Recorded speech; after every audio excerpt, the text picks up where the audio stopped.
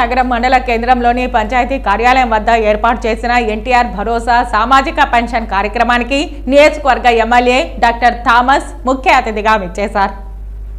ఈ సందర్భంగా ఆయన మాట్లాడుతూ దేశ చరిత్రలోనే ఏ ముఖ్యమంత్రి చేయని విధంగా హామీ ఇచ్చినప్పటి నుంచి 3,000 రూపాయలు పెంచి జూలై 1 నాటికి 7,000 రూపాయల పెన్షన్ అందిస్తున్న గొప్ప నాయకుడు చంద్రబాబు అని కొనియాడారు. గతం ఇస్తున్న 3,000 రూపాయల పెన్షన్ను 1,000 రూపాయలు పెంచి 4,000గా అవ్వాతాతలకు, ఒంటరి మహిళలకు, డప్పు కళాకారులకు అందిస్తున్నామని తెలిపారు. మండలంలో అవినీతికి పాల్పడే అధికారులు, వైసీపీ నాయకులకు కోవట్టుగా వ్యవహరించేవారు స్వచ్ఛందంగా మండలాన్ని వీడి వెళ్లిపోవచ్చని హెచ్చరించారు.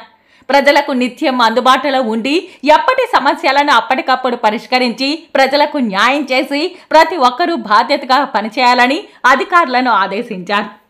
వాలంటీర్గా వచ్చి రైతులను ఆదుకొని విత్తనాలు ఫ్రీగా ఇవ్వడం అంటే అది ఇట్స్ నాట్ ఎ జోక్.